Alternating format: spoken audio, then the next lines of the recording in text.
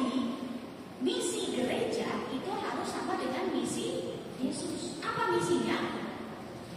Evangelisasi yang pertama adalah berbagi kesaksian akan Yesus. Kebaikan Yesus yang kita alami, bukan kita ceritakan tentang diri kita atau orang lain. Kira-kira apa lagi Bapak Ibu sekalian? Keterlibatan kaum bawah. Dari apapun yang kita kerjakan, entah itu sebagai ibu rumah tangga, atau sebagai pekerja, atau sebagai mungkin mahasiswa, atau mungkin manajer, atau apapun pekerjaan kita, yang kita dipanggil untuk melakukan evangelisasi, terlibat. Yang ketiga, menghayati dan membagikan rahmat pembaptisan.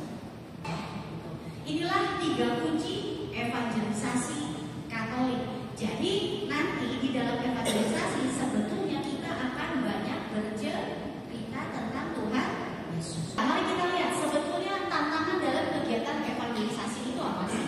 Yang pertama, tidak terbiasa atau kurang terlatih dalam membagikan pengalaman.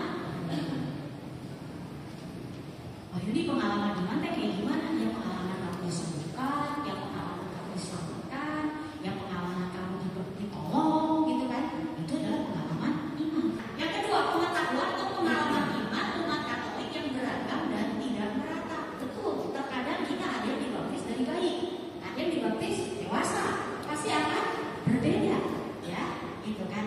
Tetapi, gitu kan? Ketika kita tahu, kita mengalami kasihnya Tuhan, sama toh, kita bisa cerita kepada mereka apa yang kita alami secara pribadi, ya.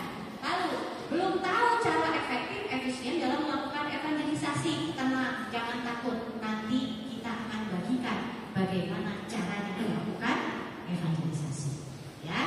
Yang keempat, suka salah sangka, dikira evangelisasi itu mengajarkan kitab suci atau doktrin gereja. Ketika kita melakukan evangelisasi, pasti ketika kita baca kitab suci ada ayat-ayat yang kena sama kita, ya, betul nggak? Oh, Tuhan adalah gembalaku, takkan kekurangan aku. Kita pegang ayat itu dan benar, Tuhan pasti selalu mencukupi. Itu yang bisa kita bagikan, gitu kan? Karena kita rasakan. Lalu bagaimana caranya? Ada namanya solusi emas, bukan dibagiin emas, Bapak Ibu sekalian, ya. Nah, emas itu apa? Yang pertama, yang pertama adalah efektif, menggunakan metode sistematis yang telah teruji. Jadi nanti untuk melakukan evangelisasi kita punya yang namanya 5 langkah evangelisasi. Lalu M-nya apa? Melalui latihan dan praktek yang terstruktur. Jadi nanti Bapak Ibu akan praktek. Lalu A-nya apa Bapak Ibu? Akurat. Akuratnya maksudnya apa? Didasarkan pengalaman dan kesaksian iman yang nyata dan otentik.